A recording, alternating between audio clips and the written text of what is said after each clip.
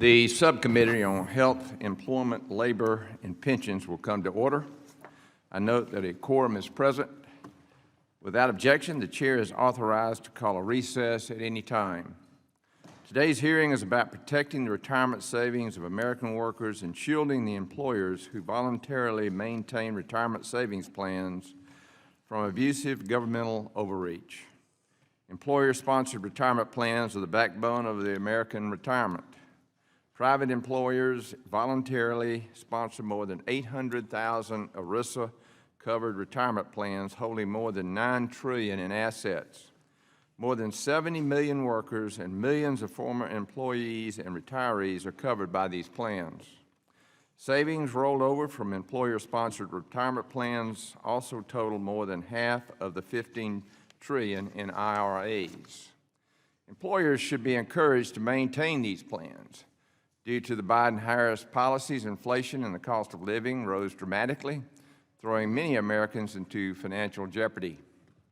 Few people are more vulnerable to this kind of financial instability than retirees. Americans are working later in life without a chance to enjoy retirement.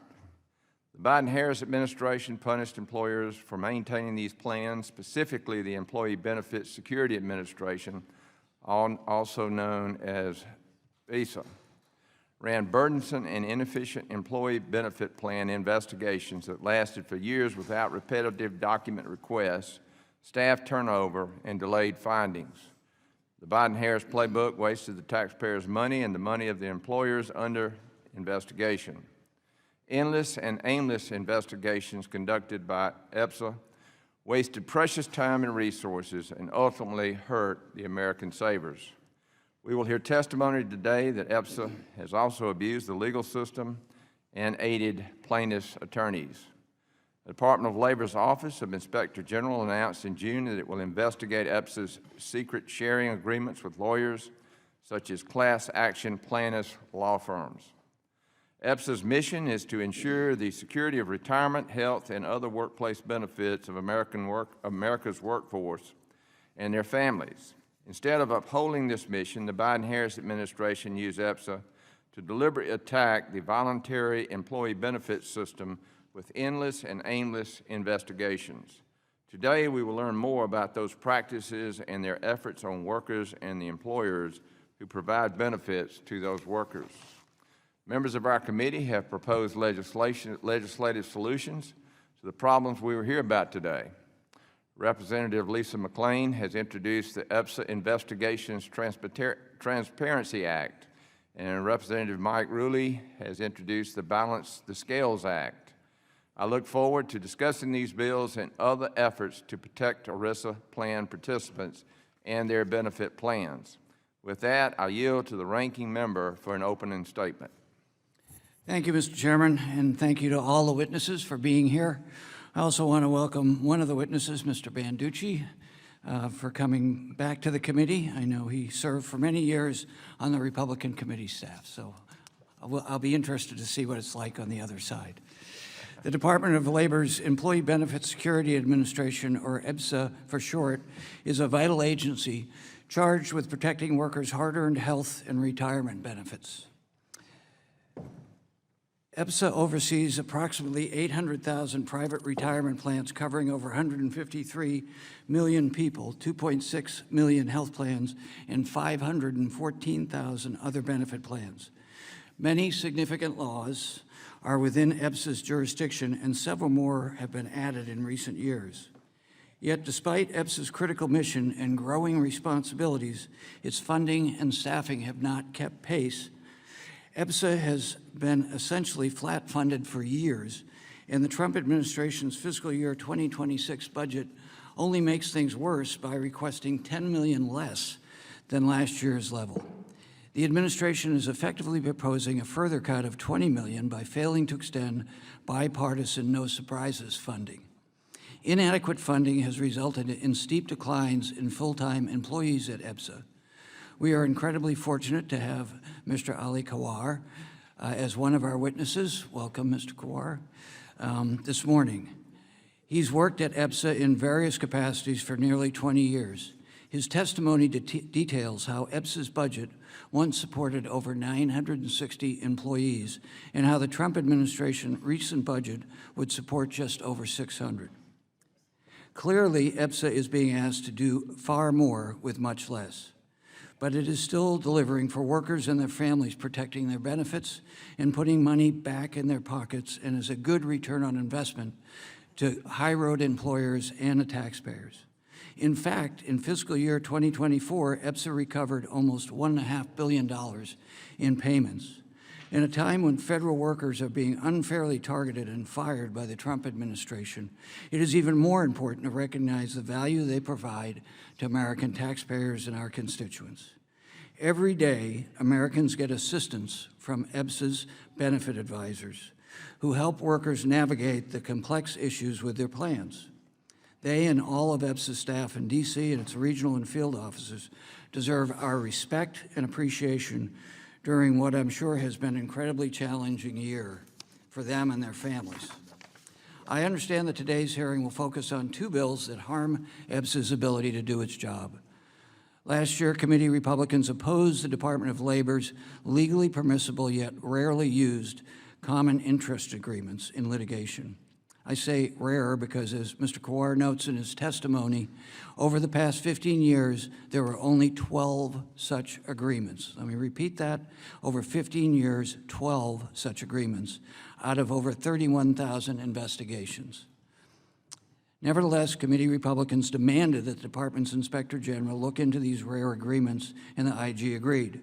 Rather than waiting for the results of the IG investigation, they requested committee Republicans.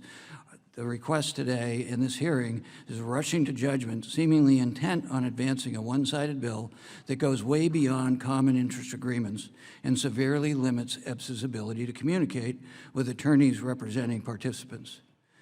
We all believe in efficiency and would be happy to work with the majority to look at objective analysis of how we make the program more efficient for everyone, particularly employees. The other bill relates to EBSA's enforcement activities. We all share an interest in seeing that enforcement by federal agencies is completed in a timely and, as I said, efficient manner. That's in the best interest of all parties involved and should be nonpartisan, bipartisan. If that's our shared goal, then the best way to achieve it is to ensure EBSA has the funding, resources, and personnel necessary to do its job and to wait for the IG's investigation. What doesn't accomplish that goal is a bill to add to EBSA's administrative burden and require them to produce a biased report that doesn't provide a complete picture of the agency's work. These bills don't solve problems, they create new ones and strike at the heart of EBSA's mission.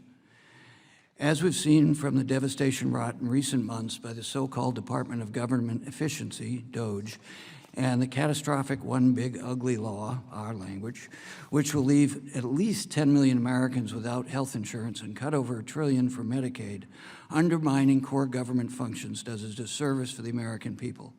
We can and should do better and are willing to work in a bipartisan way if we really want to improve oversight. Thank you, and I yield back. I thank the ranking member. Pursuant to committee, I thank the ranking member. Pursuant to Committee Rule 8C, all members who wish to insert written statements into the record may do so by submitting them to the committee clerk electronically in Microsoft Word format by 5 p.m. 14 days after this hearing. Without objection, the hearing record will remain open for 14 days to allow such statements and other extraneous material noted during the hearing to be submitted for the official record. I will now turn to the introduction of our four distinguished witnesses.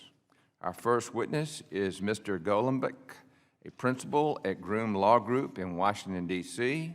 Our second witness is Mr. Andy Banducci, the Senior Vice President for Retirement and Compensation Policy at the ERISA Industry Committee in Washington, D.C. Our third witness is Mr. Kowar, the founder and president of FCP LLC in Washington, D.C. And our last witness is Mr. Jim Bonham, the president and CEO for the ESOP Association in Washington, D.C. We thank the witnesses for being here today, and we look forward to your testimony. Pursuant to committee rules, I would ask that you each limit your oral presentation to a 3-minute summary of your written statement. As committee members have many questions for you, the clock will count down for 3 minutes. Pursuant to Committee Rule 8D and committee practice, however, we will not cut off your testimony until you reach the 5-minute mark. I would also like to remind witnesses to be aware of their responsibility to provide accurate information to the subcommittee. I will first recognize Mr. Golumbik for your testimony. Mr. Golumbik. Good morning, Chairman Allen, Ranking Member DeSaulnier, and members of the subcommittee. Thank you for the opportunity to testify today about the Balance the Scales Act, which will compel the U.S. Department of Labor to do what it should have done for years: inform American citizens and businesses when it shares their confidential information with others. My name is Lars Golumbik, and I'm a principal at Groom Law Group Chartered, a law firm specializing in employee benefits. I'm co-chair of our ERISA litigation group, and I've been practicing in this area for nearly 25 years. Last year, in an ongoing lawsuit, my law firm uncovered concrete proof of what many had long suspected, that the DOL uses its authority to collect confidential information from American businesses, then surreptitiously supplies it to private plaintiffs' attorneys under the guise of so-called common interest agreements. The federal district court in that lawsuit rightfully chastised the DOL and the plaintiff's firm involved, Cohen-Milstein, for their cozy relationship that enabled the DOL to, as the court put it, litigate in the shadows. Unfortunately, we've since learned that this was not just a one-time occurrence. Documents produced in response to at least one FOIA request show that the DOL's secret arrangements have infected many other class action lawsuits over the years. These documents show the DOL providing information to class action lawyers, coordinating on discovery and legal strategy, and much more. The DOL's actions circumvent important legal protections, including FOIA's confidentiality and notice provisions, the rules governing litigation in federal court, and the enforcement scheme Congress created within ERISA. The DOL stomps on the scales of justice when it sidesteps these protections, handicapping plan sponsors, fiduciaries, and service providers trying to defend themselves in class actions, while gifting lucrative information to favored plaintiffs' attorneys. It wasn't always this way. Earlier in my career, the DOL was viewed as a welcome partner in a collaborative regulatory process. Now, the sentiment that the DOL is on the same team as the ERISA plaintiffs' bar, with the regulated community on the other side, seems to have metastasized within the DOL. Common interest agreements are but one symptom of this broader problem. The revolving door between the DOL and the ERISA plaintiffs' bar is one driver of this unwelcome development. Frequently, attorneys departing the DOL slide directly into private practice with the very plaintiffs' firms to which the DOL back-channeled information during their tenures. This incestuous relationship creates an alarming conflict. The Balance the Scales Act represents a crucial step to restoring public faith in a regulator by bringing their activities out in the light of the public eye, as they should have been from the very beginning. Thank you, and I look forward to your questions. Thank you. Next, I'll recognize Mr. Banducci for your testimony. Thank you, Mr. Chairman. Ranking Member DeSaulnier and members of the subcommittee, thank you for the opportunity to testify today. My name is Andy Banducci. I'm the Senior Vice President for Retirement and Compensation Policy at the ERISA Industry Committee, or ERIC. We're a national organization, an advocacy organization representing the largest employee benefit plan sponsors in the United States. More than 150 million Americans have employer-provided health coverage. Nearly 100 million private sector workers have access to workplace retirement plans like 401ks. To start, it's a real honor to be a witness today. I had the privilege of staffing this committee on benefits issues for several years, ending in 2017. During that time, I saw serious legislators advance creative, bipartisan solutions that have helped the benefits community. The committee deserves credit for its leadership, and similarly, today's hearing is very important. Benefits are protected by federal law, including the Employee Retirement Income Security Act of 1974, and other laws and regulations overseen by the Employee Benefit Security Administration at the DOL. At its best, EBSA is an agency that protects workers and retirees from bad actors, assists employers with legal compliance, helps correct problems with benefits plan design and administration, and reduces red tape. Sadly, despite the key role that EBSA plays, ERIC members have reported for years that enforcement has been unbalanced. First, EBSA's investigations are taking too long. Among our membership, we've heard numerous stories of plan audits taking 5, 6, 7, even 8 years. Second, internal DOL handoffs, either between offices or personnel, slow things down, resulting in years and thousands of dollars wasted. Third, ERIC members also complain about a double standard in these investigations. DOL expects the timely production of requested documents and interviews with plan officials, but DOL officials too often go radio silent for months or even in some cases years on end. Fourth, too often the investigations appear to be fishing expeditions without a detailed focus. And fifth, there's just not enough transparency about DOL's coordination and in some cases even collusion with class action plaintiffs' attorneys. EBSA does very important work. We are hopeful DOL leadership will address these longstanding issues. The recently announced emphasis on compliance assistance is a positive first step. In the interim, policymakers should consider reforms to ensure that EBSA officials act with transparency and accountability. For example, ERIC supports the EBSA Investigations Transparency Act, which would impose modest annual reporting requirements, such as disclosure about the nature and number of active investigations. We see this as just good government 101. EBSA also supports the Balance the Scales Act, which would bring transparency to EBSA's coordination with the plaintiffs' bar. If EBSA is determined to provide information to attorneys suing benefit plans, then surely it's reasonable that the scope of this cooperation should be documented and transparent to the employers and to Congress. Members of the committee, large plan sponsors provide health and retirement benefits to tens of millions of their employees and their families. And on their behalf, we look forward to working with members of this committee on both sides to improve the benefits landscape. Again, thank you very much for the opportunity to testify, and I look forward to your questions. Thank you. Next, I'll recognize Mr. Kowar for your testimony. Thank you, Mr. Chairman. Ranking Member Saulnier and Ranking Member Scott, thank you for the invitation, along with members of the subcommittee. I really appreciate being here. I want to start with maybe a moment of personal privilege. It is a pleasure to be here with Mr. Banducci. I always knew that one day we would end up on the same side. I didn't anticipate it would be here, but I'm looking forward to today's conversation with you. I left EBSA in January after spending almost 20 years at the agency, and in my time there I served in a variety of roles in the enforcement, policy, and leadership capacities. I am appearing in my personal capacity today. EBSA is an agency with vast responsibilities. It is responsible for millions of private sector employment-based retirement, health, and welfare benefits plans. Those plans cover over 153 million people and collectively hold about 14 trillion in assets. In addition, EBSA has responsibilities over the IRA market, which holds about $17 trillion in assets, and for the Federal Thrift Savings Plan, which is approaching $1 trillion in and of itself. In my testimony today, I want to highlight several significant challenges that EBSA faces. First, we have a base budget that has not kept pace with increases in costs. Things like salary, travel, building maintenance, security, those costs have all gone up as EBSA's budget at a base level has remained relatively static. Second, we have DOJ-driven activity that has led to the loss of about a third of EBSA's investigative staff. Third, a Trump budget request in the FY26 that not only drops the Biden administration's request to replenish the bipartisan No Surprises Act fund, but also cuts the base budget by $10 million.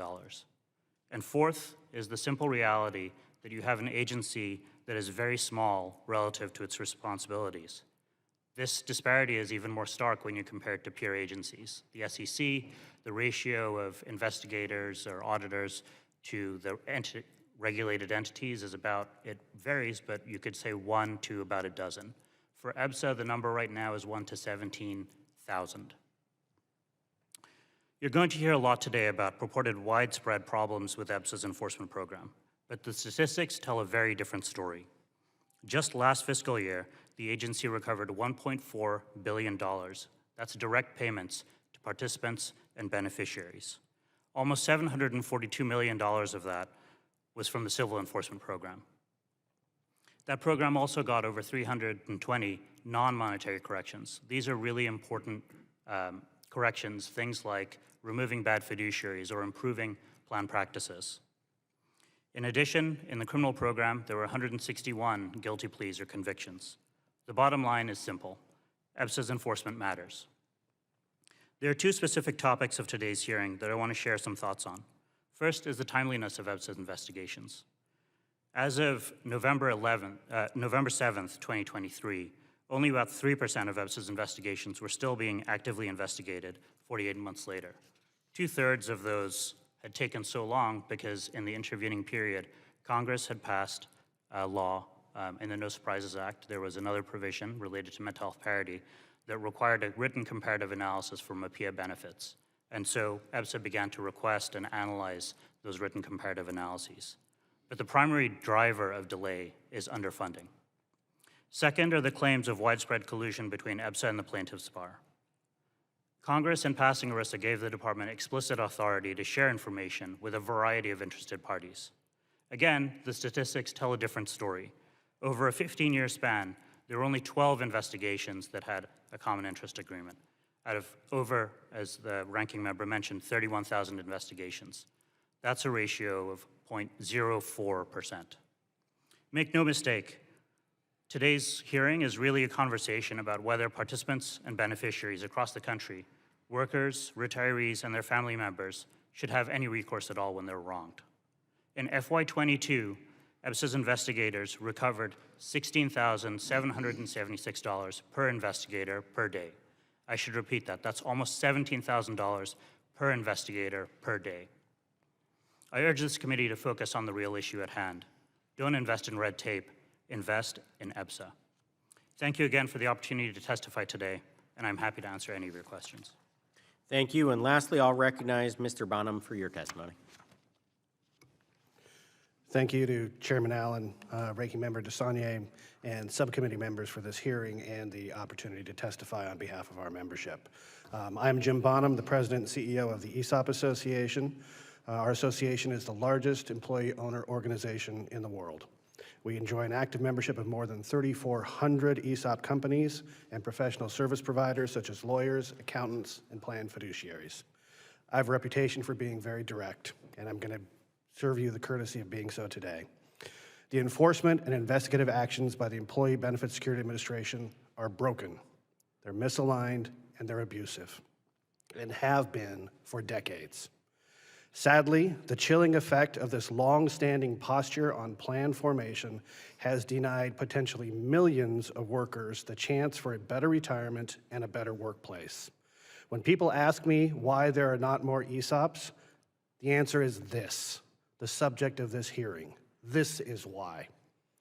EBSA needs substantial reforms. Our members have been investigated arbitrarily and relentlessly by EBSA for decades. Indeed, it is difficult to find an ESOP that has not been investigated by EBSA in some form. The environment EBSA has created is so bad that when a new ESOP is formed, the professionals feel it is their obligation to warn the ESOP founder to expect and budget for the near inevitability that EBSA and the DOL will investigate them. It is the expectation they will be investigated, not the exception. I want to share with you 4 specific areas of serious concern and, in our view, abuse of EBSA's authorities. 1, never-ending, stop-and-start, multi-year investigations that often result in companies, directors, and fiduciaries agreeing to tolling agreements under the threat of lawsuit or even criminal penalty, which effectively waives ERISA's 6-year statute of limitations. These multi-year investigations regularly involve multiple changes to EBSA personnel who often just start over. The result often is the plan and its insurer simply throwing in the towel and agreeing to some form of settlement, typically the insured amount under their policy, just to finally bring an end to the process. 2, secret so-called common interest agreements where EBSA investigators use taxpayer resources and extrajudicial governmental investigatory powers to subsidize private law firms' class action lawsuits. We have long suspected these secret agreements existed, and that suspicion has recently been confirmed through discovery in the ESOP case and litigation. While we do not yet know the full extent of these secret arrangements, both formal and informal arrangements, it is clear that EBSA is using its investigatory authority to support private law firms and their litigants, thereby violating plan sponsor due process and fairness. 3, taxpayer-funded government expert witnesses who have poor knowledge and little background in ESOP plan formation. These so-called experts have been paid millions of dollars in fees, yet often fail to meet the very standards to which EBSA desires to hold plan fiduciaries. An excellent example lies in the failed and blatantly incorrect evaluation put forward as expert testimony in the Bowers and Kubota consulting case, where EBSA lost every single point in its complaint against the plan sponsor, and the solicitors were even fined and sanctioned by the judge during the proceedings for their behavior. And 4, indiscriminate fishing expedition-style investigations designed to dragnet the ESOP community and impose EBSA's views.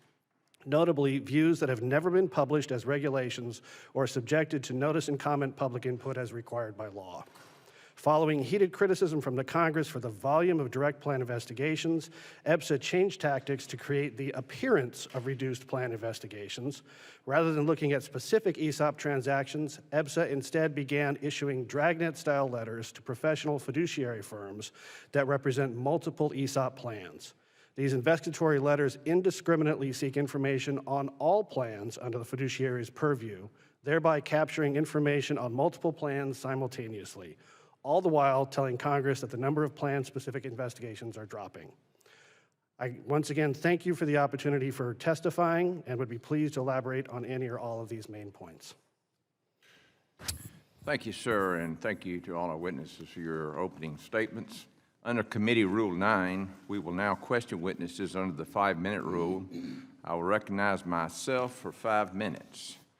Mr. Golumbik, the Biden-Harris administration's Assistant Secretary for EBSA stated that information sharing in the form of common interest agreements is a normal tool in litigation. In December of 2024, a DOL spokesperson said that EBSA had entered into 9 common interest agreements since 2022. What is a common interest agreement, and how does a common interest agreement differ from EBSA's assistance to plaintiffs' attorneys that you have observed? Thank you, Chairman Allen. A common interest agreement, as used in the legal proceedings, involves 2 parties who share a common interest in the outcome of a litigation or a proceeding or dispute or controversy. So in the case I was involved in, there was a common interest agreement that had been entered into between the Department of Labor and a plaintiff's firm. But as we found out in the lawsuit, the department had not yet reached a decision about whether there was merits to the underlying investigation, whether it actually wanted to bring an action against the target in question. So there was not a common interest in the outcome of the dispute, but the DOL nevertheless had entered into that common interest agreement at that time. And the court found on that basis there was no common interest between the department and the plaintiff's law firm. I understand that you were the attorney who first discovered that the Department of Labor was secretly sharing investigation information with a plaintiff's law firm known for class action lawsuits against employee benefit plan sponsors. Can you share how you learned this? Yes. At one point in the proceeding, we had produced in discovery a copy of a findings letter from the Department of Labor indicating their preliminary findings with respect to an investigation of the transaction that was subject to that litigation. The department in that same findings letter had issued preliminary findings with respect to other unrelated investigations. So when we produced a copy to the plaintiff's firm, we produced a redacted copy, redacting the names of these other investigations. The plaintiff's firm pushed back for months, said that they needed an unredacted copy. On the eve of key depositions, the plaintiff's firm produced to us an unredacted copy of that findings letter. At that point, I went to the DOL government lawyer in charge of the underlying investigation. He confirmed he had provided an unredacted copy of that letter to the plaintiff's firm pursuant to a common interest agreement. Yeah, surprise, surprise. Were you surprised to learn of the secret sharing arrangement, and if so, when did it come as a surprise? Well, we always had a suspicion, Chairman Allen, that this practice was occurring because it was too coincidental. There'd be an opening investigation, there'd be documents exchanged, witness interviews, and then a year or two later, a plaintiff's firm is bringing a lawsuit with respect to the underlying investigation. But this was an instance where we had concrete proof that this type of sharing arrangement was occurring between the government and a class action law firm. And when you found out about this, you brought it to the court's attention. As a result, the magistrate judge stated the plaintiff's arrangement with the DOL has given plaintiffs access to information they can leverage, use to take shortcuts, and rely upon to circumvent discovery protocols. Could you tell us more about how the court viewed the arrangement? Yeah, I think the court was very disturbed that you had litigation in the shadows with the government supplying information to the plaintiff's bar, and it really can create a uneven playing field. You have a plaintiff's firm who's getting information they otherwise could not get at the outset of a lawsuit, and it maximizes their ability to get beyond what we would call a motion to dismiss, an early stage dismissal of a case. As the Supreme Court's recognized, the decks then are stacked against defendants, regardless of the underlying merits, given the crushing burden and cost of discovery. And so it creates an uneven playing field, and the magistrate was concerned about that.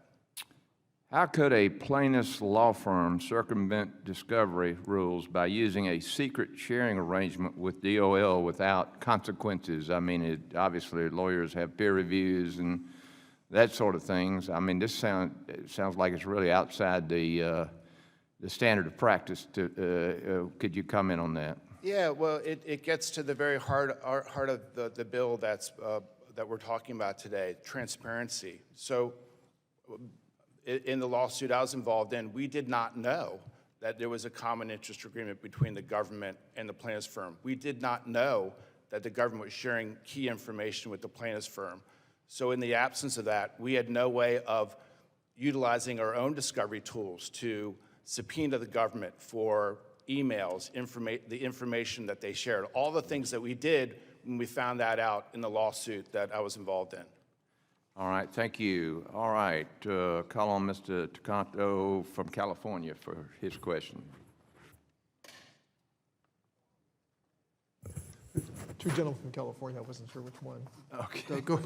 Thank you, Mr. Chairman. I want to thank the witnesses for being here today, and to thank you for scheduling, you, Mr. Chairman, for such an important hearing. Mr. Kawar, would you like to respond to any of the earlier statements that were made? Not so far. I mean, there's a lot to unpack, and there's a lot of, I think, problematic statements that were made, but I'll probably reserve the right to do Okay, thank you. In your testimony, you spoke about an individual who was denied a life-saving heart transplant by his employer-sponsored plan. EBSA intervened and successfully appealed the denial, something even this patient's doctors could not do. The doctors tried to get the plan to do this. If an insurance company refuses to cover an essential treatment for one of the millions of people who have an employer-sponsored health plan, which happens far too often, how does EBSA assist with an appeal like this? Thank you for that question. I would love to tell you that this was the only time in my career at EBSA that we had a story like that. Unfortunately, that's not the truth. It is too frequent that in the context of employment-based health arrangements, people's benefits are denied. And one of the things that they can do is contact the EBSA benefit advisors. We have a toll-free number. It's 866-444-3272. And when they contact that number, what used to happen, I should caveat all of this with, this is only up until January 20th, because with staffing cuts, I really can't give you any assurance about what kind of service people receive now. But what used to happen is that calls were answered live if they were made during business hours. And you would get someone that is very highly trained who would answer your questions if you had basic questions, and then act as an advocate and trying to informally resolve that issue between you and your plan, the service provider, the doctor, the insurance company, and try to get them, if it was appropriate, to get that benefit approved. You made the example of a heart transplant. There's another example I'm thinking of right now of a young mother who had cancer and was being denied a liver transplant. And her insurance company essentially gave her a death sentence, and but for EBSA's engagement, I'm confident that she would have died. So EBSA is like this government agency that can help ordinary citizens who know about EBSA to call that number and to get help when they have a dispute with their health plan. when that health plan may be refusing to pay on a claim, that even their doctors say that health insurance company should be looking at it. Is that right? That's correct. Unfortunately, not enough people know about this. I think of the BA program as a hidden jewel, frankly. I didn't know about this. I would love to have known about it so I could tell my constituents, this is where you can go when you have a problem with a claim with your insurance company. They're refusing to pay, or they're refusing to cover a life-saving, a vital, urgent life-saving procedure. This is where you can go. And you're saying that EBSA has had reduced staffing and that you're not really sure that people can connect with a live technically trained person to Yes. guide them. Yes, Representative. It is truly unfortunate because you have situations like the one that you're describing, and it used to be a point of pride in the agency that calls were answered live, and then it was something like 95% of calls were returned within 1 business day if someone called after hours. Okay, That's we just not- heard Mr. Klumbick describe this situation where EBSA, has colluded with these with plaintiffs' attorneys and how unfair it is to these defendants. And the defendants in this case are mostly these huge health plans or huge pension plans. Go ahead. Well, in the health context, it's very frequently, I believe, the bad actor is the health insurance company, even more than the health plan itself. So But the health insurance company that's refusing and stopping the claims. Do we think of the little American citizen who's trying to get a heart transplant or a liver or a liver transplant approved against a big insurance company? Are they the ones that are such an unfair sort of claimant against this big insurance company? I mean, do we think that? I mean, I think of this EBSA as kind of a very important advocate for the ordinary consumer. I agree, Representative. And I think when you're talking about the people that are impacted, it is often, in the health context, individuals with pretty significant health needs. I also believe that when we are talking about these common interest agreements and what this bill would do, it is a bit more than transparency because, for example, there's a requirement in the bill that before sharing any information with an attorney that attorney might use in essentially bringing a lawsuit under ERISA, you have to enter into this agreement, you have to share it with the relevant fiduciaries and all of that kind of stuff. The problem is, if you think about these benefit advisors, they're getting a phone call, they're getting a question. Now we're telling them that, no, you need to make sure that these things are done, here's some additional paperwork you need to do, you can't help this individual. Thank you, Mr. Carr. I'm sorry for going over, but it just seems like this bill is going to weaken the protections for the consumer, weaken the advocacy that would be so costly. Thank you. I yield back. The gentleman from California yields. Now I recognize the gentleman from Ohio, Mr. Ruley, for 5 minutes of questioning. Thank you, Chairman. Employer-sponsored retirement plans are the backbone of American retirements. Over 70 million workers are covered by these very plans. Private employers voluntarily sponsor more than 800,000 IRSA covered plans holding more than $9 trillion in assets. We're not talking millions, we're not talking billions, we're actually talking trillions. $9 trillion in assets. When I learned that the Biden-Harris Department of Labor shared confidential employee benefit information with plaintiffs' law firms, I had to get involved immediately. It was shocking to understand that this was being shared. The DOL should never be sharing secret or sensitive information with anyone unless the employers consent to do this. So the question would go to Mr. Bonham. Can you speak on how the DOL's actions are hurting American workers and employers right now? Where to start? The investigatory actions by EBSA, I would put into 2 categories of how it's hurting American workers. First are the millions of Americans who are never even given the opportunity to benefit from a plan because of the chilling effect that EBSA has on plan formation. We did a survey about a year ago of businesses who were looking at their succession plans and whether or not they would be interested in forming an ESOP. Close to 80% of all business owners who were looking at retirement were highly interested in forming an ESOP. Once we introduced the idea of EBSA and their enforcement powers, it plummeted. They just don't want to deal with the risk that the introduction of EBSA's enforcement capabilities introduce. Second, it introduces for plan sponsors significant cost, and that cost can range from as little as $80,000 to $100,000 for a basic response to an investigatory letter to literally millions of dollars. I was speaking to a CEO just yesterday who was the subject of one of these investigations. 3 years of discovery, $3 million worth of legal fees. There were no findings at all. Immediately after they received the conclusory letter from the Department of Labor, they were then slapped with a class action lawsuit that cost them another $2 million. Was it a coincidence? We don't know. We hope that some of the investigations will find out.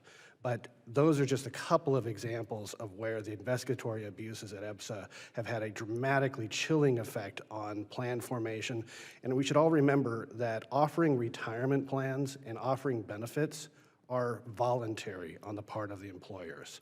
And unfortunately, employers are now going to the least common denominator so they can offer just the basic plan, but nothing more because it becomes too complicated. Really appreciate that answer. We introduced H.R. 2958, the Balance and Scales Act, requiring the DOL to enter into written agreements detailing what type of assistance will be given before sharing confidential information with attorneys, and to share those agreements with the employer or the plan sponsor that could be negatively affected by this. Could you perhaps speak on why this legislation is actually needed in the industry?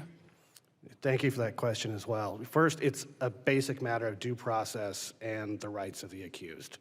As the magistrate judge in Colorado said in the case that Lars was working on, as she said in her decision in the case exposing the practice, these secret common interest agreements would, quote, allow a government agency to weaponize private litigation against some target before confirming the target should even be a target. Transparency helps build trust. Second, EBSA has a history of ignoring both Congress and the industry. The ESOP community knows this well from our decades-long struggle for proper regulation. Therefore, legislation is needed to force these needed, long-lasting reforms. Thank you very much for your work and your support. Really appreciate it. And we need to stop the madness and get back to protecting our American employers and, more importantly, the American workers. And with that, Mr. Chair, I yield back. The gentleman from Ohio yields. Now I recognize for questioning for 5 minutes the gentlelady from Georgia, Ms. McBath. Thank you, Chairman Allen and Ranking Member DeSaulnier. The Employee Benefits Security Administration has the important responsibility of protecting the health benefits of over 150 million hardworking Americans on employer-sponsored health insurance. And unfortunately, a growing number of Americans who have put in their time at work and paid into their health care plans are not receiving the health benefits that they are entitled to under the federal law. With the increasing complexity of the healthcare system, the Employee Benefits Security Administration's responsibilities have grown significantly over the years, yet the agency remains chronically underfunded and understaffed. And the lack of resources at this agency means that employees continue to wait on their health care benefits, and investigations are delayed when trying to stop bad actors who take advantage of the patients. Last session, Chairman Rick Allen and we sent a letter to the Employee Benefits Security Administration about our concern over alternative funding programs in health insurance. Under the guise of saving money, alternative funding programs are pushing health plans to exclude certain medications. They abandon patients, leaving them to seek out assistance programs that are already overloaded. Ultimately, and far too often, these patients unexpectedly have to shoulder the full cost of oftentimes their life-saving medications or experience delays that can result in harmful complications. And no one should ever have to wait for a life-saving treatment. Trust me, I know. I'm a 2-time breast cancer survivor. And the reality is not everyone can actually wait for a life-saving treatment. The cases that have been submitted to the Employee Benefits Security Administration, they tell the stories of people who are just basically at their wits' end, needing help to fight an insurance denial for their life-saving treatment, or begging for oversight to investigate alternative funding programs that have cut off access to the care the patient thought that they had. And while the agency is tasked with this important role that has financial and profoundly personal impacts for all those in our healthcare system, years of underfunding and budget cuts have threatened to undermine its original intent and mission. Just this year, we have seen career federal employees pushed out of their jobs, and an additional $10 million in cuts that are still being proposed. On behalf of the millions of Americans in this country who rely on health insurance through their jobs, it is our duty to support oversight and to cut through the red tape and to protect those patients' lives. Mr. Kawar, if you will, what impact would strong investments in the Employee Benefits Security Administration have on its ability to better protect health coverage for the American people? Thank you for that question. And I agree with everything that you've said. I mean, investing in this agency means investing in the Americans that are struggling with insurance company red tape today. It is investing in Americans who have done the right thing and saved through their job in their retirement and want to make sure that that retirement is there when they ultimately reach the right age. Unfortunately, with the budget cuts, it is hard to see how the agency is going to be able to continue to successfully achieve its mission. Things like the Benefit Advisor Program are going to be really heavily impacted. Investigations are going to be very heavily impacted. They're going to take longer. The agency is going to be able to do fewer of them. And there are going to be people that are really in need of help, who deserve the government's help, that aren't going to be able to get it. And it is 100% going to be because of resource constraints. Mm-hmm. So why has the workforce at EBSA declined so dramatically, if you can tell us, and what can just really be done about it? Yeah, I mean, there is a long-term problem of chronic underfunding. Costs increase, and when budgets don't, then that means you have to find somewhere. I think that it's something like 75% is about the percentage of EBSA's budget that is kind of taken up by just pure personnel costs.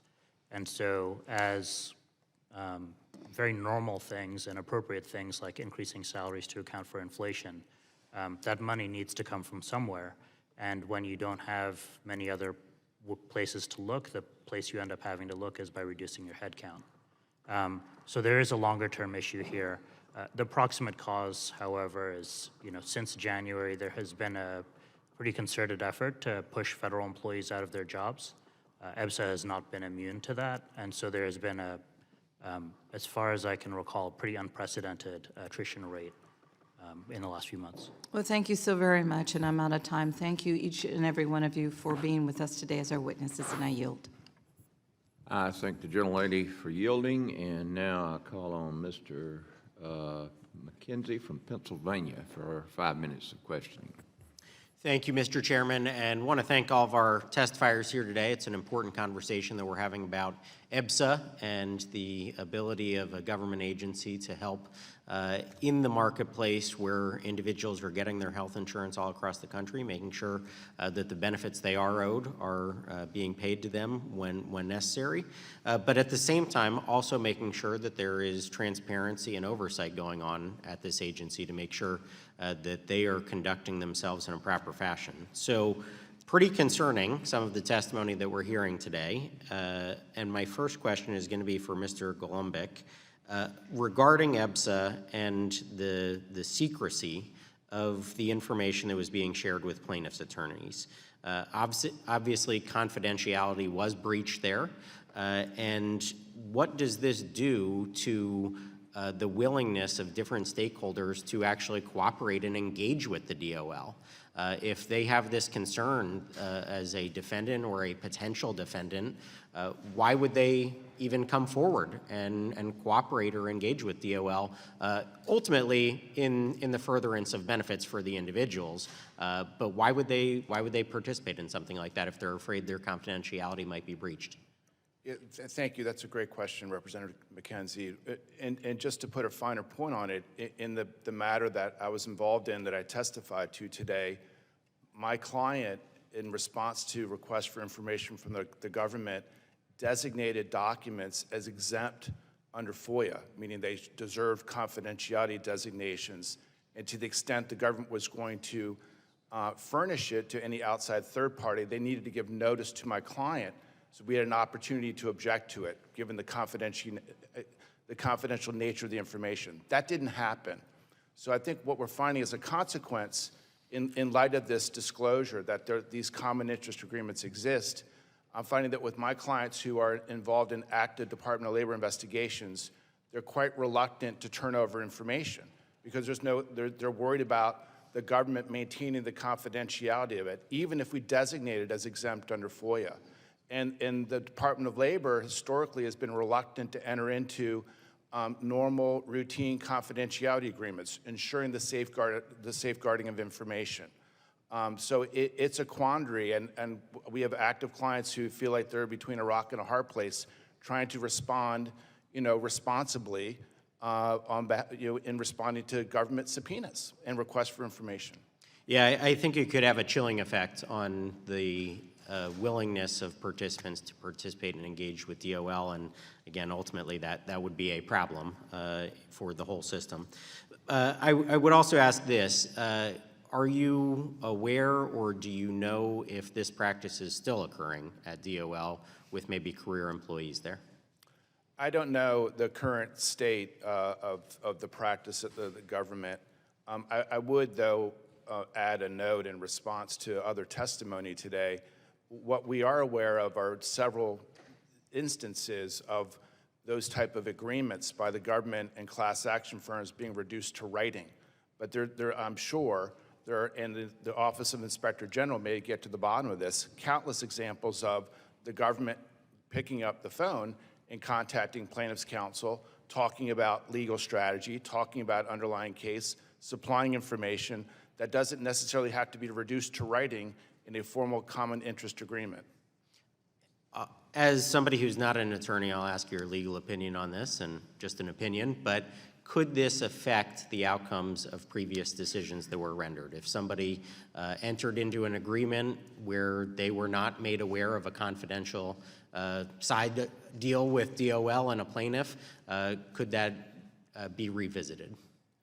I don't know. That's pretty speculative. I do know, just in terms of matters we're involved in and matters I know that other lawyers in this industry are involved in, they are taking a closer look in active lawsuits to see if there is a connection between the government and the plaintiff's firm and seeking discovery to find out if any such agreements have existed. Thank you, and just with the remaining time that I have, Mr. Banducci, can you elaborate on your statement about providing suggestions for EBSA and what they should do with the limited resources they may have and how they could conduct themselves more efficiently? Thanks very much for the question. Chairman Allen, I see I've got 8 seconds, so I'll try to be quick. It really starts with the foundational premise. Large employers, in particular, are mostly doing the right thing. They are providing benefits to tens of millions of workers and their families, and EBSA ought to begin with that premise and that understanding. Thank you, and I agree. That should be the premise and understanding, and I think we can both do that and make sure confidentiality is protected as well. Thank you. The gentleman yields, and now I call on Mr. Courtney from Connecticut for his 5 minutes of questioning. Thank you, Mr. Chairman. And, just an observation before I get into the question is just that, clearly there's a serious situation that's being described here. And, but I appreciate the fact that, Attorney Goldman, said that it's speculative right now to determine whether that's a systemic phenomenon that's happening. We have an Inspector General's report that's looking into this, and personally, I feel like this committee should let that process take place before we start going in and changing statutes. I just think that, you know, that, in my opinion, would be the normal process before we make a systemic change to find out whether there's a systemic problem.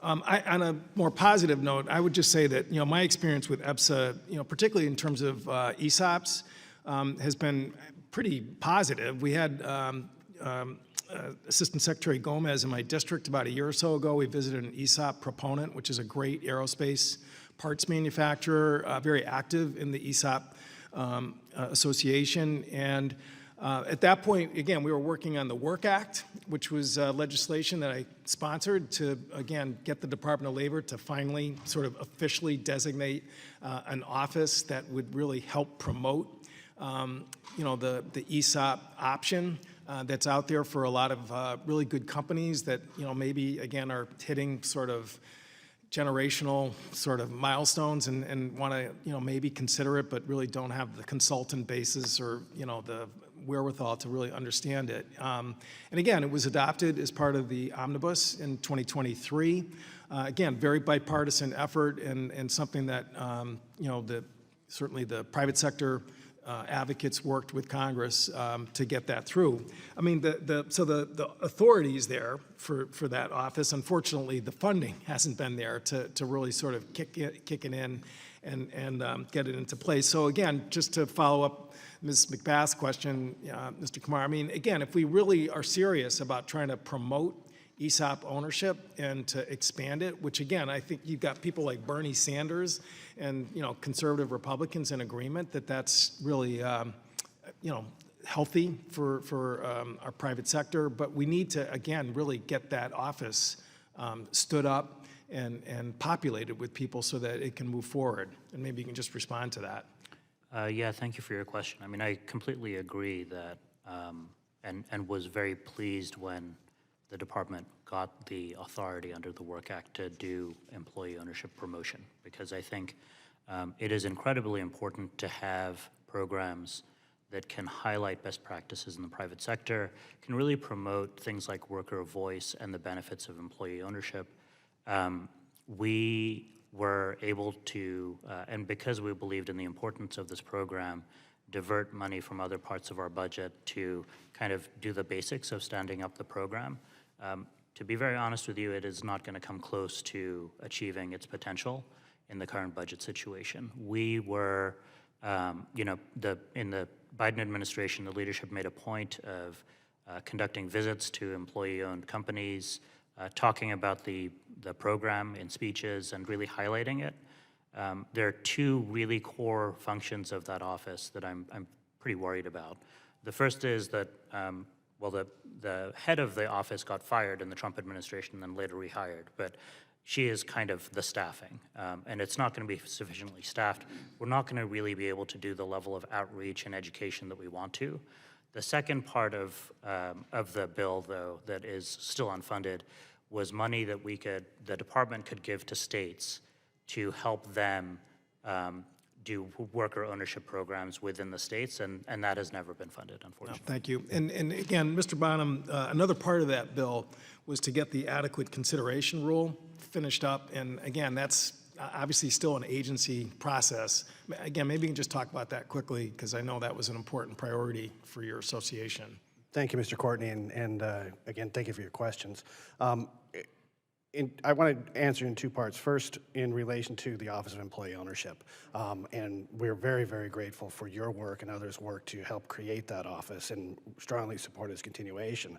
But it's noteworthy that one of the reasons that the ESOP community sought that office was so that there would be an internal alternative voice to the career employees at EBSA, who always had a very, very negative view of ESOPs. So we needed to have somebody inside the Department of Labor who thought that they were a good idea for retirement plans for employees.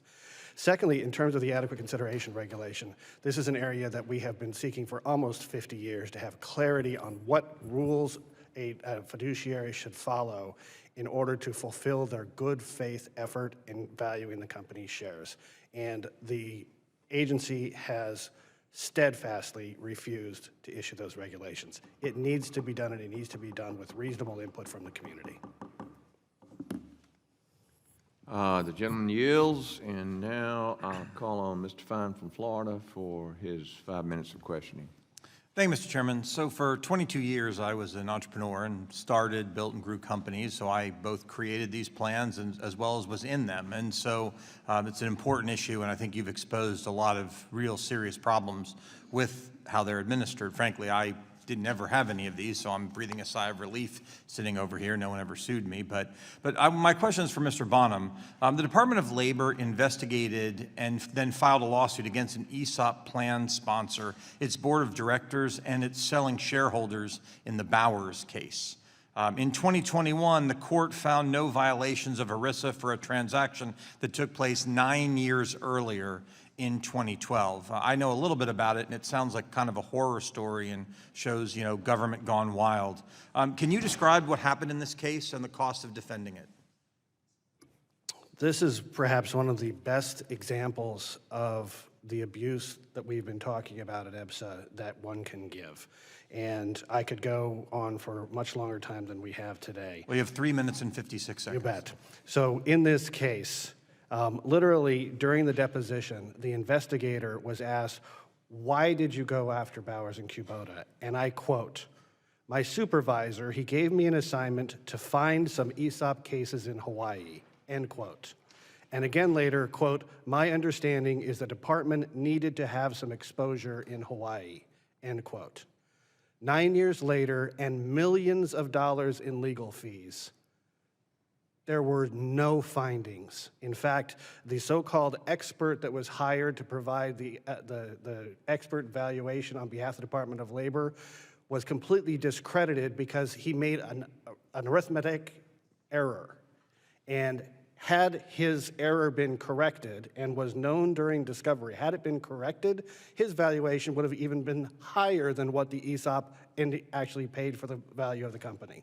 Since that time, the value of the company, since it was sold to the employees through an ESOP, has gone up more than 1,700%. These employees have benefited greatly.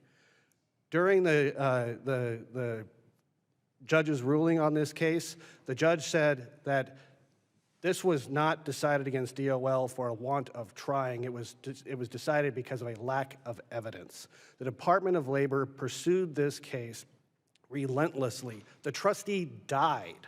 And rather than dropping the case against the trustee, they replaced the trustee with the widow.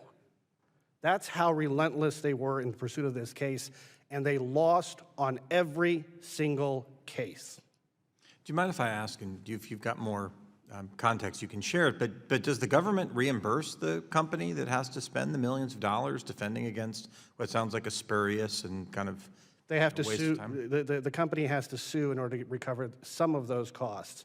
So they have to go deeper into the hole to pay more lawyers to try to get paid for the lawyers they already had to pay for because the government came after them. In this case in particular, Mr. Bowers, who was the wrong Army Ranger to pick a fight with, he tried taking this all the way to the Supreme Court, and it is almost impossible for a defendant to recover their litigation expenses. So the government can make stuff up, or actually just sort of target you for no apparent reason, it sounds like, because someone's boss needed somebody to have something to do. You can spend millions of dollars on lawyers.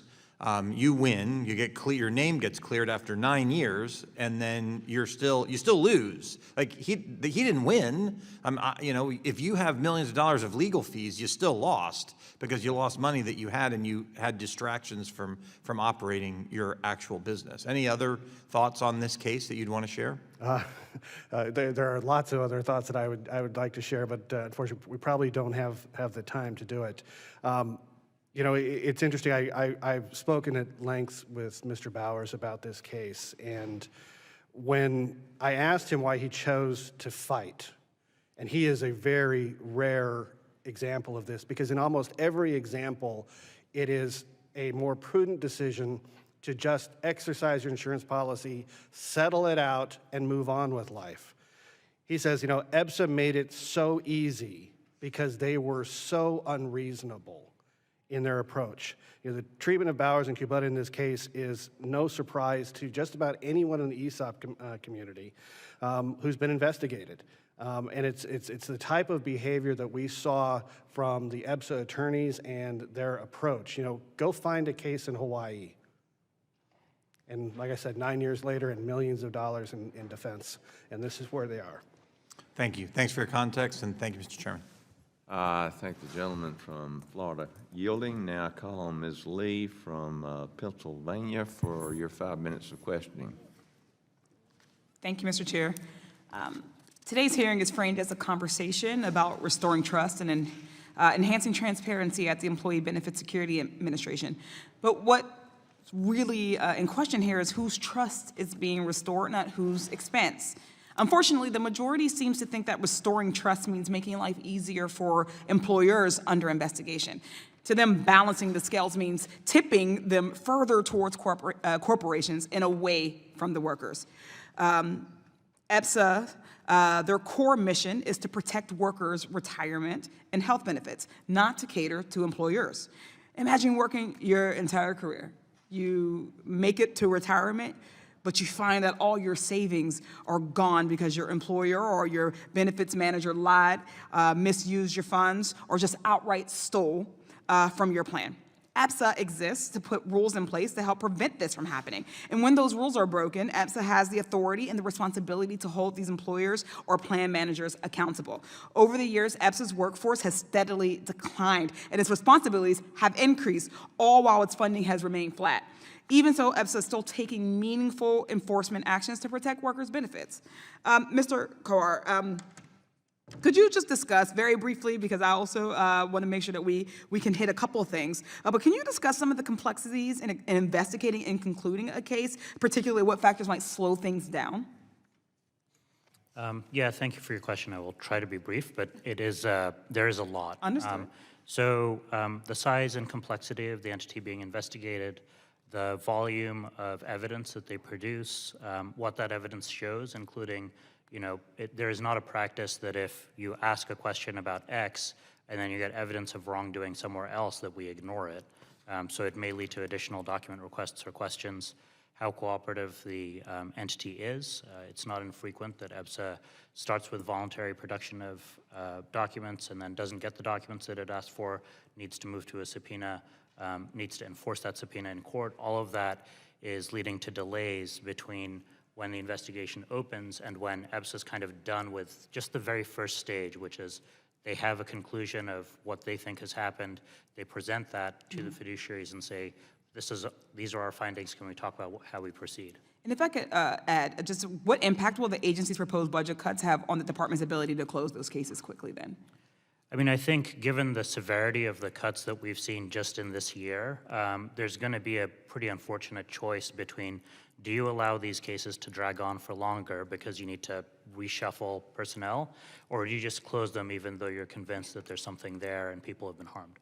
So instead of cutting funding, we should be strengthening this agency. Because what's being presented as a push for transparency is in reality just a set of proposals that risk bogging down the enforcement with additional red tape, slowing investigations, shielding employers, and draining resources that should be used to protect those workers. Mr. Kowar, in your testimony, you stated for every dollar that Congress invests in EBSA, the agency has consistently returned many multiples of that amount in direct payments to plans, participants, and beneficiaries. Is that? Yeah, I mean, one figure is $17,000 approximately per investigator per day. Another figure for one specific category of cases that shifted to, in light of budget cuts, trying to find more impactful cases that were going to impact more people. The number for that is about $150,000 per investigator per day. Mm-hmm. Thank you. So in other words, cutting EBSA's funding actually costs taxpayers and workers more money. So why are we uplifting bills that would further drain EBSA's resources through burdensome reporting requirements while doing nothing to help workers recover their stolen benefits? I can speak to EBSA's importance firsthand. In my district, a Pittsburgh area administrator overseeing 240 or so retirement plans embezzled at least $5.5 million from workers' accounts. ABSA stepped in and took swift action, freezing the assets and securing court orders, led to a $50 million settlement and likely saved my constituents millions more. Yet instead of supporting EBSA's critical work such as this, the majority wants to undermine it. Today's bills don't restore trust or improve transparency. They shift EBSA's focus away from defending workers' benefits and towards easing the burdens on employers. They frame investigations as too long, without regard for the complexity or for the stakes. And they call for transparency measures that actually make it harder for EBSA to do its job, shielding employers from scrutiny while creating new hurdles for enforcement. If this committee is serious about restoring, improving the function of EBSA, the solution is clear: increasing the agency's funding. That's how you build trust, not just with employers, but with the workers whose futures are on the line. I thank you all so much for your time, and I yield back. The gentlelady yields. I now call on our great chairman, Wahlberg from Michigan, for his 5 minutes of questioning. Thank you, Mr. Chairman. Thanks for this hearing, and thanks, committee. Andy, it's great to see you back. It's always know that people can be elevated, and they're stolen from our committee, some of the best people, so good to have you back. Mr. Golombek and Mr. Banducci, Mr. Bonham, employers voluntarily sponsor retirement plans, and in doing so, the employer commits to comply with the laws governing those plans. EBSA investigations also rely on the voluntary cooperation of the employer, although voluntary cooperation is not necessary. Now that the public has learned, and this is my question, since the public has learned that EBSA has secretly shared information with plaintiffs' attorneys, stacking the deck, how will employers' willingness to cooperate with EBSA's investigations change? Mr. Golombek? Thank you for that question. I think it's had a chilling effect in the cases that I'm involved in, where we're representing plan sponsors and fiduciaries in active Department of Labor investigations. There's a natural reluctance to produce information and to cooperate in the absence of any assurance that information that has been produced, that is designated as exempt under FOIA, will be treated that way. That did not happen in the lawsuit I was involved in. Mr. Banducci? I think from an employer standpoint, right, when we're on the other end of these audits or investigations, there's a desire to get to a resolution, and it's really hard to get to a resolution if you don't know exactly who's on the other side, right? And so if it's a labor department, that's one thing, but if it's a labor department and then other attorneys and other law firms, I think that's even more challenging. Okay. Mr. Bonham? I hate to say this, but voluntary cooperation is imaginary. If you receive a letter from EBSA, you hire a lawyer and you respond. So EBSA's breach of trust in these agreements is actually increasing costs, not just for plan sponsors, but it's actually increasing cost for EBSA, because everybody lawyers up immediately. If there's no trust, there is no voluntary cooperation. Okay, thank you. Mr. Golombek, Banducci, and Bonham, a 2019 practical law publication titled Guide to Dealing with Department of Labor Investigations of Retirement Plans gives tips to reduce administrative burden, cost, and stress associated with EBSA investigations. In your experience, what is a ballpark range of the amount an employer spends when responding to and potentially defending against an EBSA investigation? Mr. Bonham, we'll start with you. I would say the minimum expense is going to be in 6 figures. The high end of expense is going to be in multiple millions of dollars. Wow. Mr. Banducci, give us better news. I don't have better news, unfortunately. Obviously, it depends on the complexity of the investigation, how long it goes on. But if you're dealing with a very complex plan with very broad sort of fishing expedition type requests and scope, it's going to be very, very, very expensive. Mr. Golombek. Yeah, I think the potential expenses and costs can be astronomical. You're going to be producing documents to the government, collecting those documents that could be in the millions. Often you need to get an electronic or e-discovery vendor to assist you. There's then going to be often interviews of key witnesses, as Mr. Bonham alluded to, that often you're almost invariably going to be hiring outside legal counsel to assist you in preparing for those interviews. And then the department may issue a preliminary findings letter that would result in putting together a response back, negotiations over potential resolution. So the costs are going to be, they can be potentially catastrophic. It's apparent, in looking at least from my perspective, that something that's supposed to be a partnership to make sure that good is rewarded and bad is disciplined through the process the government has in oversight, has become one-sided in many ways. And ultimately cost and distrust and automatic assumption of guilt, one-sided, doesn't work. And I think that's, as I address the concerns of my colleagues on the other side, that's our concern, that the system works and choice is given and opportunity is given and ultimately costs aren't escalating because of this wrong-headed, one-sided, suspicious approach. Thank you. I yield back. I thank the gentleman for yielding, and now I call on Ms. Hayes from Connecticut for her 5 minutes of questioning. Thank you, and thank you to the witnesses for testifying today. The work of EBSA is critical to protecting the health and retirement security of more than 156 million workers, retirees, and their families. At its core, EBSA provides protection, education, and oversight of retirement, health care, and other employee benefit plans. In FY24, EBSA benefit advisors help recover more than $540 million in health and retirement benefits owed to workers and their families after closing almost 200,000 inquiries. The 2024 figures represent an increase in inquiries and money recovered by EBSA compared to previous years, illustrating the importance of benefit advisors for workers and retirees. The benefit advisors who work from the regional field office in Boston are invaluable to assisting constituents in my district in Connecticut. In a recent case, benefit advisors assisted a Connecticut retiree in assessing $2 million in retirement benefits from a former employer. Despite the tremendous return on investment, the Trump administration is proposing to cut the budget of EBSA by $10 million in FY26 and has laid off probationary and other employees through DOGE. As mentioned in the testimony by Mr. Cower, the Trump administration recognizes the impacts of its proposed cuts to EBSA, providing lower enforcement targets in the 2026 annual performance plan to, quote, reflect anticipated reductions in staffing, end quote.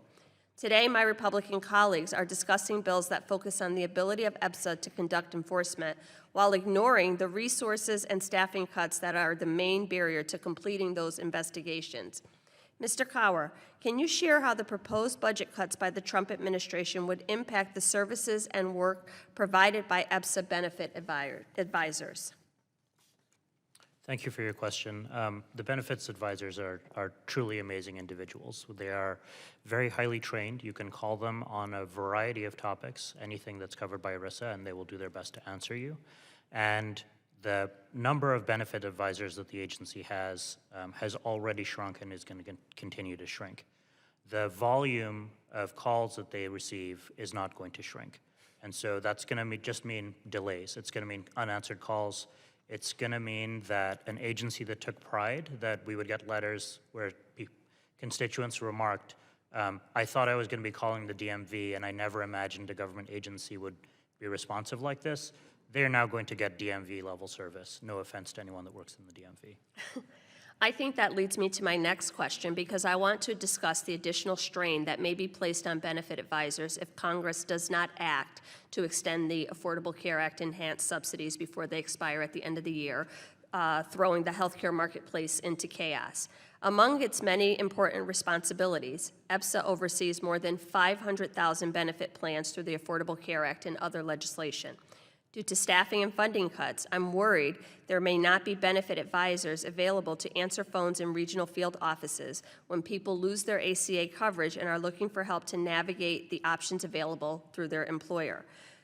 Do you anticipate any, Mr. Cower, again for you, do you anticipate any increase in demand for the services of EBSA benefit advisors to help employees navigate healthcare plans if Congress does not extend ACA subsidies? Yes, absolutely. I mean, it's pretty simple. If your healthcare coverage is more expensive, then you're going to look at other options. That is absolutely going to mean that people are looking at their employer plans. They're thinking about these questions during open enrollment. They're contacting benefit advisors. One of the ways in which, I would say, a normal budget environment, EBSA might manage that is by conducting more outreach, going out into communities and doing events to kind of proactively educate people so that you don't get the calls on the back end. I don't know what the status is of those, but I would imagine that is one of the areas that will face pretty significant cuts, because if you can't afford people to just answer the phone, sending them out into communities and doing educational events on whether it's the ESOP-related stuff or health-related stuff, it's hard to find the money for that. A normal budget environment. What a novel concept. I yield back. The gentlelady yields, and now I call on our Chairman Emeritus, Mrs. Fox, North Carolina, for her 5 minutes of questioning. Thank you very much, Mr. Chairman. I appreciate that. Mr. Kowar, EBSA under the Biden-Harris administration engaged in burdensome and inefficient investigations that lasted for years and included repetitive document requests, staff turnover, and delayed findings. Endless and aimless investigations conducted by EBSA wasted precious time and resources, and they ultimately hurt American savers. The committee took note, Mr. Kowar. In September and November 2023, the committee requested a list of all open investigations, the duration of the investigation, the specific purpose of the investigation, and an explanation of all steps taken to close out persisting investigations. In response to these inquiries, DOL provided only general explanations, but not underlying data. In response to the November 2023 request, you provided a briefing to committee staff, but you did not provide any specific information on how long EBSA's stale investigations have been allowed to remain open. Your written testimony states there's a lack of significant evidence of problems that need to be addressed, which would justify the two EBSA reform bills that the committee is considering. Yet EBSA has withheld the information that would allow us to gain a full picture of the problems that need to be addressed. In addition, we have proof that EBSA secretly shared information from an investigation under what you are calling a, quote, common interest agreement, but which a court has condemned.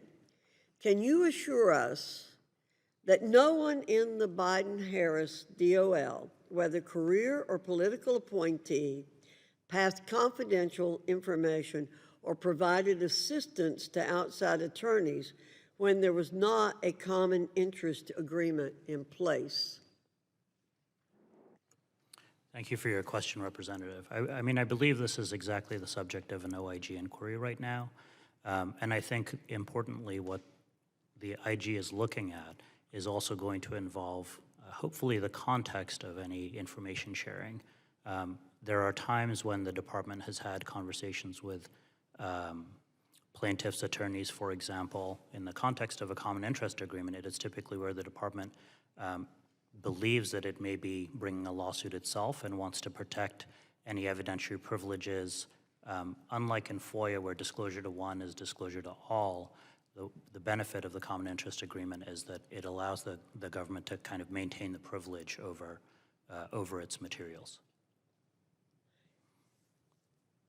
Throughout my questioning, you've appeared to be very uninterested in the questioning, so I hope that what you're saying to us is something you've carefully thought out.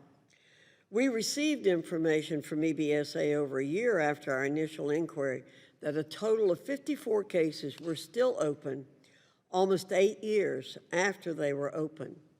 Worse, only 3 of these cases were being actively investigated, meaning the rest were still being held open without resolution. You are not in a position to tell this committee that there is no evidence to support additional transparency and oversight at EBSA. Sunlight is the best disinfectant. I yield back, Mr. Chairman. The gentlelady yields. Now I call on Ranking Member Scott of Virginia for his 5 minutes of questioning. Thank you, Mr. Chairman. Mr. Kumar, we've been talking generally about investigations. Exactly what are you investigating? What violations or infractions are you investigating? Thank you for that question. I might note at the outset that I have yet to see anyone provide any evidence when they're talking about timeliness and delays that the agency isn't actually trying to move these cases as quickly as possible. But to answer your question more directly, when we are talking about investigations, these are investigations into either civil or criminal violations. In the criminal context, the easy example I would give you, because it tends to, people remember it, is the Madoff incidents, where there was a Ponzi scheme. Retirement savers, among others, lost a lot of money. EBSA was one of the agencies that was investigating that. In the civil context, it could be issues around your health insurance premiums not getting paid. They weren't transmitted to the health insurance company, and your insurance was canceled. It could be a claim that was denied. In the retirement context, it could be something as simple as money not making it to your 401k, or as complicated as we had issues, for example, a number of years ago, where foreign exchange transactions that employee benefit plans were asking the financial services industry to carry out were being carried out on very, very poor terms. So the bank would take advantage of whatever the best rate was of the day, the customer would get the worst rate of the day, and that was not disclosed in any contracts. It was just kind of pure additional compensation that financial entity was getting for itself. EBSA put a stop to that practice. How do you select targets for investigation? There are a variety of different ways. One very important source, is actually the Benefits Advisor Program. A lot of referrals come from the benefits advisors when they're not able to informally resolve a case. This is where somebody is complaining to the benefit advisor. Exactly. And it is apparent that something is going wrong. Exactly. So the benefits advisors will try to resolve that, but they're not always able to. The agency has believed it's an important source, because you have this person calling you, they're telling you something, and so there's more than the level of suspicion or belief that you would have otherwise. But it's not the only source. There are reports that are filed with the government and other data sources that the agency has that it kind of mines to figure out where it can devote those resources to get something that's more effective. We've heard a lot about common interest agreements and working with private lawyers secretly. What does the EBSA law say about sharing information? So there is a specific provision in ERISA that allows the department to share information essentially with interested parties. Frequently, that's actually used to share information with the people that you're investigating, right? Because you want to tell them information about the investigation. It is also used in the context of these common interest agreements. I will point out that when we're talking about the context, we should be, I think, and I'm hoping that the IG report does this, is to not just look at kind of a numerical, there were this many conversations with these kinds of parties, but to look at kind of broadly at what's going on and understand what EBSA's role was in these things. I mean, I will tell you my own experience is that I talked far more to people in the defense bar than people in the plaintiff's bar in the entire time of my tenure at EBSA. Is there anything that you supply that couldn't be gotten by the other side through discovery? I think it's a question of when. My understanding is that for private plaintiffs, they don't, I've never brought a private litigation, but my understanding is that it can sometimes be difficult for them to get their hands on information, even when they're entitled to it by law. I'm thinking right now of some guidance that we put out because an insurance company had denied someone's claim. The attorney wrote to us and said, they have tapes that they're using as a basis of the denial. They're not turning over those tapes to us. We put out some guidance that said that, no, that is covered. But that's one example where people wouldn't be able to get information. And finally, we've heard that ESOPs are being investigated. What problems can workers have with ESOPs that would require EBSA to intervene? So the primary issue that EBSA looks at is really around the acquisition of the ESOP and the debt that the ESOP or the entity incurs. It's actually quite uncommon for EBSA to investigate ESOPs kind of on an ongoing basis. I yield back. Gentleman yields. Now call on our conference chair, McLean, from Michigan, for your 5 minutes of questioning. Thank you, Mr. Allen. Thank you all for being here. Really important as a former business owner, understand the importance. Mr. Golombek, Mr. Banducci, and Mr. Bonham, my legislation, EBSA Investigation Transparency Act, requires the EBSA to report annually to Congress on investigations in enforcement status, right?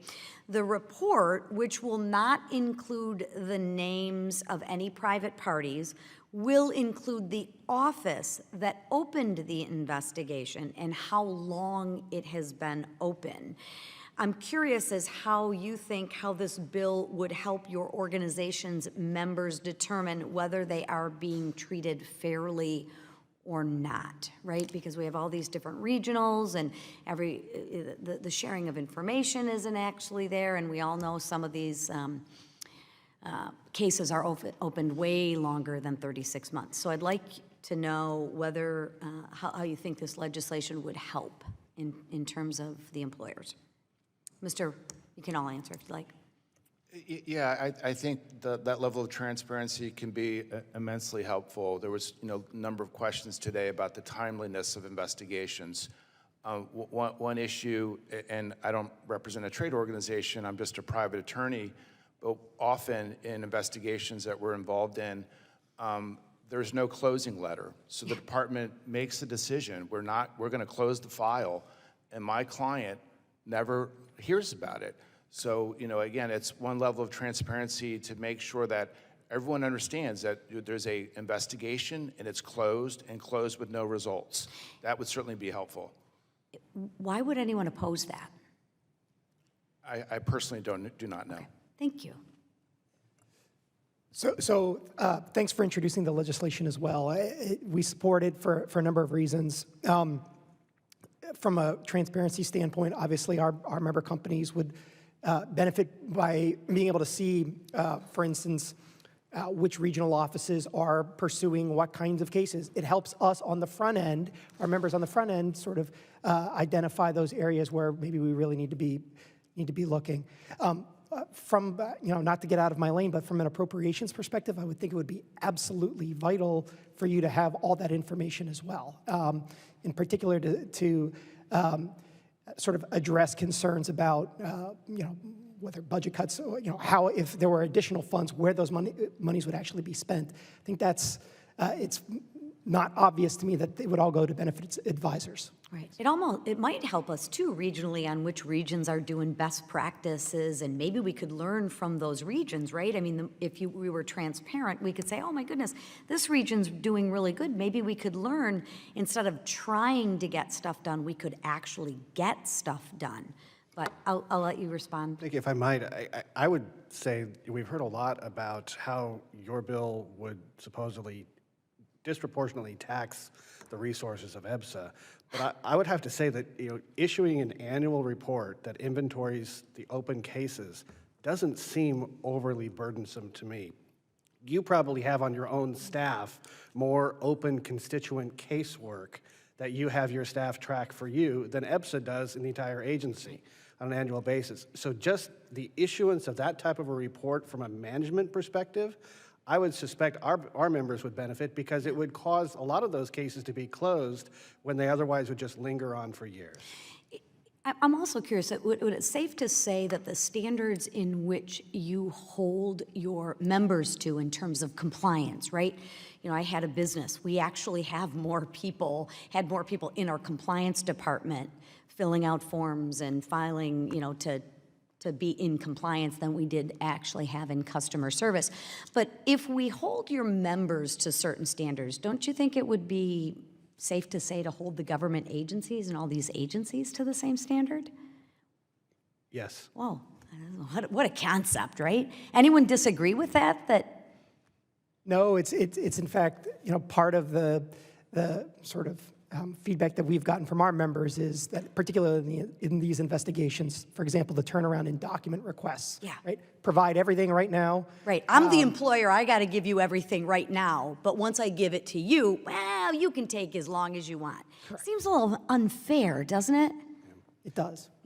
I would add to that there is an ongoing buildup of cost for the employers as well. Sure. Sponsors, because we have to answer every single year, do you have any open cases or investigations with the Department of Labor when we fill out our insurance forms? Wouldn't it make sense to hold the agency accountable too? Sure. Thank you. The gentlelady yields. Now I call on Ranking Member DeSaulnier of California for your questions. Thank you, Mr. Chairman. And to the last comments, before the conference chair leaves, she's not listening. I'm happy to follow up in a dialogue. It consistent with my opening statements. These hearings drive me crazy too. As a professional healthcare patient for the last 10 years, and as a former small business owner, and we've had these conversations multiple times, the chair and I, this is something that just seems so obvious. And unfortunately, our current atmosphere in the Congress doesn't bode well that we will actually come to conclusions. I would say that waiting for the IG report would be very helpful. And hopefully the Inspector General will give us a real objective way that we can make this beleaguered agency work. Given that we have one investigator for every 17,500 plans. So, Mr. Quar, give a moment here to talk about the cuts and efficiencies, and I would be interested in hearing from private employers, if you're not going to fund a program to make it efficient, why would you surprise it doesn't work well? So talk about the budget cuts, and then if you could talk about this, it was Brandeis who said sunshine is the best antidote, but how do we get to that point where it's efficient so everybody has it? This nefarious idea that somehow the employees are getting information, and as you said to Mr. Scott's comments, that's you're not history, that's not your history. You're trying to help with a settlement that is both efficient and is acceptable to both parties. So speak to both, cutting the budget, and then we added money in the No Surprise Act, so that helped the budget. Speak to the budget problems, but then this accusation from the majority that there are nefarious things going on that benefit the one side as opposed to working with both sides to a mutually agreed, acceptable settlement and conclusion. Thank you. I will do my best in the remaining time to answer all of that. On the budget cuts, I mean, I think it is ironic to have a conversation about additional reporting at a time when the agency's personnel has been cut so much. And the budget cut is important to understand in the context of the personnel cuts that it creates. If the agency can only support 640 employees, all told, which is what the FY26 budget request is for. That is not just 640 investigators. That's the investigators, that's economists, that's reg writers, that's benefits advisors, that's also people that handle personnel, travel, those kinds of things. There's an accounting function. It is everything that the agency does in 640 people. And at its peak, the agency had close to 1,000.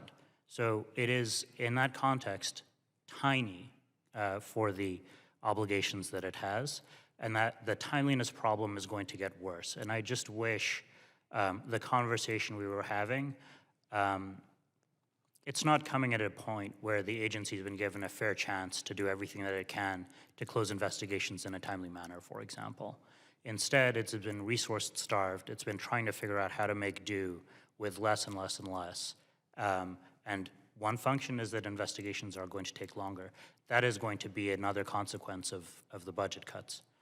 On this issue of the trust and the relationship between the agency and its various stakeholders, I mean, I have a few thoughts. First is, just as Mr. Golombek, observed in his opening statement, that he doesn't view the agency as playing the same role that it used to. I would say the same is true of the private defense bar in particular, which has become, over the years, far more antagonistic. Another cause of untimely investigations is that the private defense bar increasingly tells their clients that they shouldn't cooperate with EBSA, they shouldn't help us get to the bottom of it. What we really want to do is get in, get the documents, figure out the problem, fix it, and move out. The agency's goal is to solve problems voluntarily. It's in no one's interest for the agency to start bringing lawsuits on everything. And what we want to try and do is have an efficient process that works for plan sponsors, works for the agency, but importantly also works for participants and makes sure that their rights are actually being realized. Thank you. I yield back. All right, the gentleman yields, and I think we have no more questions. I want to now recognize well, first I'll give my closing statement, and then, well, actually, the ranking member gives his closing statement. Would you like to close out your side? You did a good job on questions, by the way. Oh, thank you, Mr. Chairman. Collegiality. Maybe it'll come back, Mr. Banducci, and then you can come back as well. Well, I do appreciate that, and although we've had some serious disagreements, this is something I think it would really be constructive, Mr. Chairman, to have a conversation about. With the increase in denials that we had hearings about in this subcommittee over the last couple sessions, your predecessor, Mr. Good, who is no longer a member of Congress, we actually worked to try to make corrections in a bipartisan way. But it's so important. If people are going to be not be able to access Medicaid, and we have more denials in the employer-employee section. Having been on the governing body of a public hospital, you know where people are going to end up.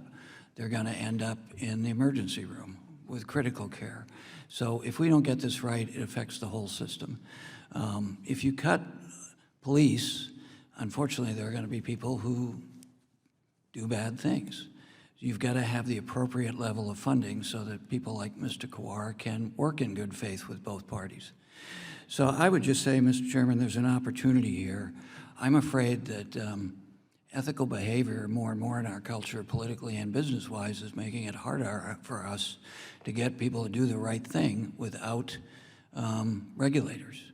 And just consistently underfunding and demeaning public sector employees who are doing a good job doesn't help the situation. And from my perspective, as opposed to our conversations about our experience in the business sector, it's eroding the level of trust. And in this case, where you've got denials going up and the efficiency of the system unfortunately not working, it would be really a wonderful opportunity for us to work together to see if we could fix some of the challenges we have. And just defunding it and blaming the people who are left, I don't think speaks well to our institution as trying to engage in problem solving. Mr. Banducci, Mr. Kawar, I have the feeling in a former setting the two of you could go into a room and negotiate a lot of this for everybody's benefit, particularly all of the American taxpayers, consumers, and high road business owners, both public and private. So with that, Mr. Chairman, these bills don't solve the problem. I would argue that it would be better for us to take a deep breath, wait for the Inspector General's report, and engage in constructive, bipartisan, heavy work of legislating in good faith to see if we can fix the situation before we make it worse. And I will yield back. Okay, I thank the ranking member, and yes, I agree. We need to get to the bottom of this problem. You know, a couple of things that I heard is obviously the insurance companies are a big problem, and of course, you know, somehow in this country we have got to give health care back to our providers and those who are actually treating people for these sometimes fatal decisions. And so that's another matter. But going forward, the Employment Benefits Security Administration is a small agency with vast jurisdiction. And in these conversations, it kind of reminds me of the IRS is you're guilty until you prove yourself innocent. I don't think that's exactly the jurisprudence in our nation. You know, we are supposed to be innocent until you're proven guilty. So we've got it backwards in many instances here. It's important for this agency to use its investigative resources wisely and efficiently, and you know, it needs to be open. No behind the scene activity. Employers sponsor retirement plans voluntarily, and EBSA are voluntary, and EBSA should work with employers to promote and protect employee retirement savings. Republicans are committed to protecting retirement savings of workers, retirees, and their families. As we learned today, government agencies that resist oversight can run amok, and their actions can harm workers and job creators. Under the Biden-Harris administration, EBSA teamed up with class action plaintiff attorneys to bypass court rules on fair litigation. That is a black eye, and it needs to be dealt with. The legislation we discussed today calls for transparency. Sunlight is the best disinfectant. And Ranking Member, I look forward to working with you and all the members of this committee to providing a workable solution that secures workers' retirement. And with that, I yield back. And I would like to thank all of our witnesses again for taking the time to testify before the subcommittee today. And without objection, being no further business, the subcommittee stands adjourned.